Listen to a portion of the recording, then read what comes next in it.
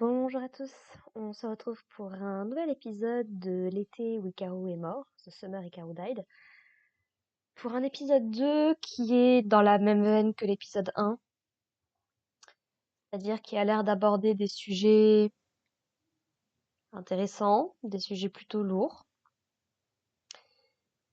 et qui les met en scène d'une façon déstabilisante, j'ai envie de dire. Je crois pas avoir déjà vu un animé comme ça, peut-être Wonder Egg Priority. C'est peut-être des animés que j'ai regardés, celui qui m'évoque le plus Hikaru. En tout cas, c'est très très très spécial. Un opening et un ending qui sont pas mauvais en soi, mais qui sont pas vraiment mon style à moi. Donc, à voir si avec les épisodes, à force de regarder, ça me paraîtrait un peu plus sympathique. Mais ouais, j'aime beaucoup ce qu'a l'air de nous présenter l'animé, mais ça me met un peu mal à l'aise. Je vais être très honnête. Ce qui m'était pas arrivé depuis très très longtemps. Pas dans ce sens-là, en tout cas. Et ouais, très très intriguée de voir comment l'histoire va évoluer. Donc pour essayer de remettre un petit peu l'histoire dans le bon sens. Donc on va continuer à évoquer du coup la mort de Madame Matsura, donc qui est la vieille dame qui s'est fait tuer à la fin de l'épisode 1. Alors selon les rumeurs, elle se serait enfoncé son propre poing dans la gorge, ce qui me rappelle beaucoup Higurashi et la malédiction d'Oyashiro-sama. Je sais pas jusqu'à quel point ça peut être vrai, mais ouais, glauque au possible. Du coup, donc on va voir un petit peu les élèves du lycée qui vont discuter un petit peu de tout ça, de ce qui se passe un petit peu en ce moment. Et l'un des camarades de Yoshiki va évoquer que pour rentrer chez lui, comme le tunnel qui traverse la montagne est en travaux, il est obligé de traverser une forêt. L'enfer, laissez tomber. Moi qui ai déjà dû faire des chemins en vélo de nuit dans des endroits qui sont pas forcément éclairés ou autres, ça me fout un frisson rien que d'y penser. Mais donc il doit traverser cette forêt et en fait ce qu'il explique c'est que il sent une pression terrible à chaque fois qu'il y passe. Il ne peut pas quitter le chemin des yeux. Et ouais, c'est à chaque fois c'est une expérience très très compliquée pour lui à chaque fois. Et du coup donc il arrive plus ou moins à convaincre ses amis de l'accompagner pour traverser cette forêt et pour voir du coup ce qu'il en est. Sauf que, chose assez surprenante, cette fois-ci, il ne se passe rien. En tout cas, la première fois qu'il traverse. Donc, leur pote, a priori, il arrive à aller de l'autre côté, tout va bien, il peut rentrer chez lui. C'est quand ses copains retraversent la forêt pour retourner au début, qu'il se passe des trucs assez bizarres. Donc, on a une des filles qui entend un bruit particulier. Ça ressemblait beaucoup à un coup de feu, je trouve. Et donc, les deux filles se sauvent rapidement, ce qui laisse Hikaru et Yoshiki dans la forêt. Et en fait, Yoshiki va être attiré par quelque chose dans la forêt, qui a l'air de faire le symbole de Ku. Je me demande si Ku, c'est pas en rapport avec le feu. J'ai un doute. Mais il est attiré par ça, en fait, c'est un espèce de truc blanc en plein milieu de la pénombre de la forêt, quoi. Sauf qu'en fait, le machin va commencer à se balancer d'un côté, de l'autre, et petit à petit à se rapprocher. Et on se rend compte que ça ressemble à une forme un peu humaine, qui fait des mouvements qui sont pas normaux. Donc Yoshiki va rapidement se rendre compte qu'il y a quelque chose qui ne va pas, mais sans être réellement capable de réagir. Et c'est Hikaru, en tout cas la chose qui imite Hikaru, qui va intervenir et qui nous explique qu'apparemment donc elle a avalé, mangé, aspiré cette chose qui voulait s'accrocher à Yoshiki en disant qu'il n'y a que lui qui a le droit de s'accrocher à Yoshiki.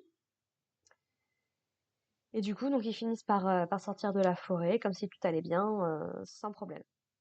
Alors, les copains de Yoshiki sont assez surpris que Hikaru se soit proposé pour participer à ce truc-là, parce qu'apparemment, tout ce qui est dans les trucs horreur comme ça, c'est pas du tout sa came. Ça lui fait peur, c'est vraiment pas son truc, quoi.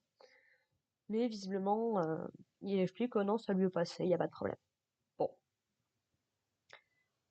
En parallèle de ça, on va avoir du coup le fameux mec qu'on avait rencontré enfin, qu'on avait vite fait aperçu dans le premier épisode, qui débarque dans ce village, qui fait un petit peu ses inspections et autres, et qui va se rendre compte déjà, il a été voir un petit peu dans la forêt, et il a trouvé donc un sac qu'apparemment Hikaru avait sur lui quand il a disparu, qui contient une espèce de petite pierre noire qui a un visage vaguement humain. Et a priori, ce mec-là estime que ça devait être par le passé une tête humaine, la vraie tête de quelqu'un en fait quoi. Et a priori que ça permet plutôt bien de comment d'éloigner les mauvais esprits, ce genre de choses. Donc ça a l'air d'être un mec du coin, visiblement, qui est déjà venu par ici, qui connaît un peu les habitants, qui connaît un peu l'histoire de ce lieu-là, puisque donc il parle notamment au policier qui l'a appelé et il lui demande comment va son père, et apparemment son père se pense être la prochaine victime de cette entité. Et donc je me demande si c'est pas le gars qu'on avait vu à la fin de l'épisode 1 qui était chez lui et qui était en mode je vais être le prochain, je vais être le prochain et tout. Voilà. Et on évoque également le fait qu'apparemment, donc cette vieille femme, Matsura, aurait eu une expérience paranormale traumatisante quand elle était petite, dans la forêt justement, qu'elle aurait vu quelqu'un, quelque chose, et que ça lui aurait un petit peu fait péter les plombs. Et le mec, du coup, explique un truc assez vrai, c'est que plus tu as peur de cette chose-là, plus elle est attirée vers toi. C'est un petit peu comme ça que marche l'horreur, c'est pour ça que les angoisses, c'est un enfer à vivre. Laissez tomber. Voilà, voilà. On explique apparemment que sa fille aussi a disparu. Pourtant, dans la fin de l'épisode 1, on a vu une fille qui disait que c'était sa mère. Donc, est-ce qu'elle avait plusieurs filles? Ou est-ce qu'il y a un truc déjà qui commence à déconner quelque part? Ou est-ce que la fille a disparu après coup? C'est pas très très clair, je trouve. On a également une femme, du coup, je crois qu'on avait également vite fait aperçu dans l'épisode 1, qui avait remarqué quelque chose par rapport à Hikaru, qui du coup, cette fois-ci, vient prendre à partie Yoshiki en lui disant de s'éloigner de cette chose, quoi que ce soit, de pas se mélanger avec, qu'il est en danger s'il continue dans le chemin dans lequel il est en train de partir.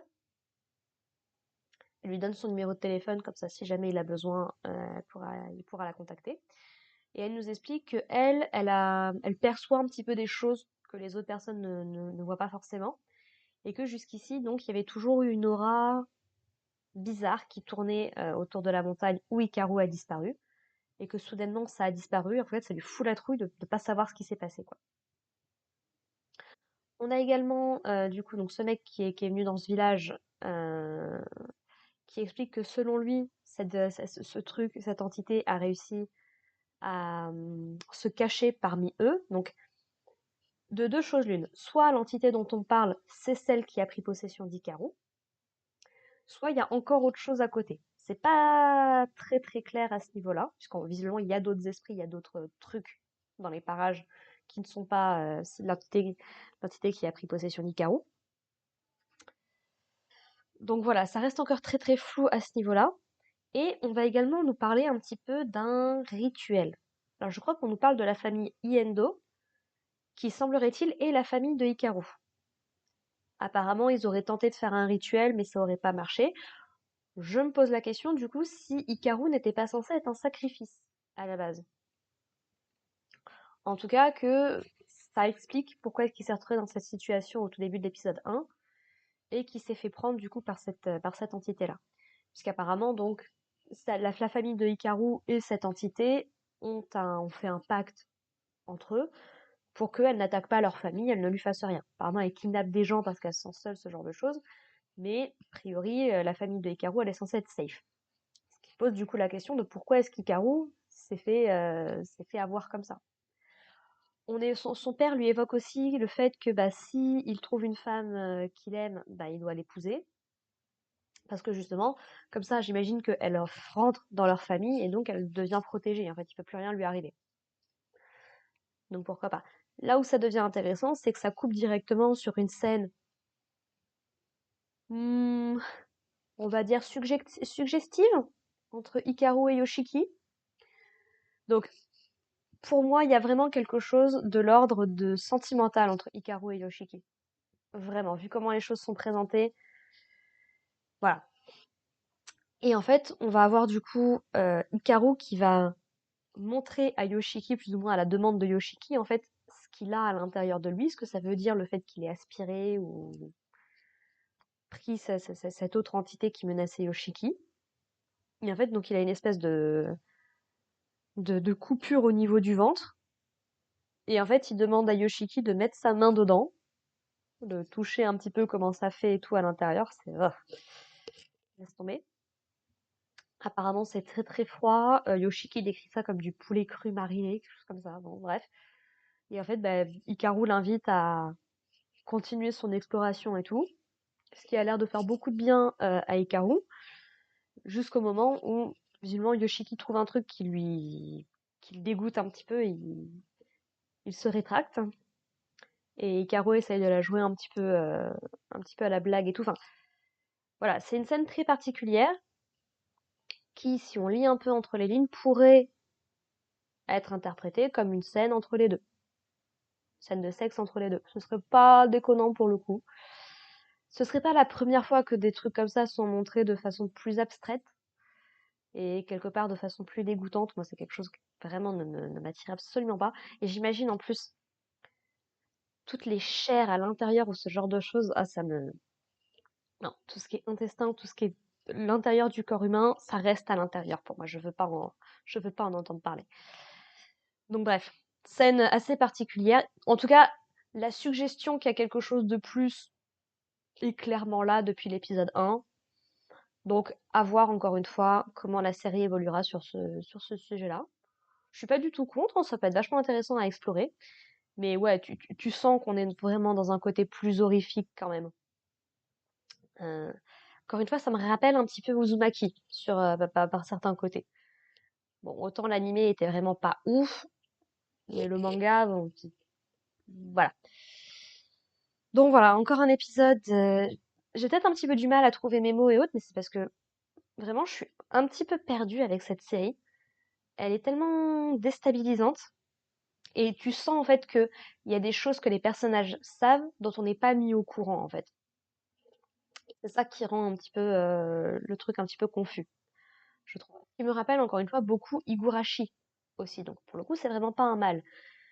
Sauf que Higurashi attendait déjà un petit peu plus avant d'être gore. Et Higurashi est pas si gore que ça non plus en soi. C'est plus un thriller psychologique que vraiment du gore horrifique. Enfin bref. Voilà, voilà. Donc, n'hésitez pas à me dire ce que vous avez pensé de cet épisode dans les commentaires. Si vous avez peut-être des théories ou des interprétations par rapport à ces deux épisodes-là. Si possible, sans spoil. C'est pas... Comment expliquer ça? Cet animé, en fait, il me met très mal à l'aise, mais ça m'attire quand même. Donc, si je peux éviter d'être spoilé sur des trucs, franchement, ce serait plutôt bien pour l'expérience générale de la série. Donc, voilà, je sais que je passe beaucoup de temps à rappeler de ne pas spoiler, mais pour moi, ça reste important, malgré tout. Voilà, voilà. Sur ce, bah écoutez, merci de m'avoir écouté. Puis bah, on se retrouve la semaine prochaine pour parler de l'épisode 3. Puis donc en attendant, portez-vous bien. Allez, bye les gens.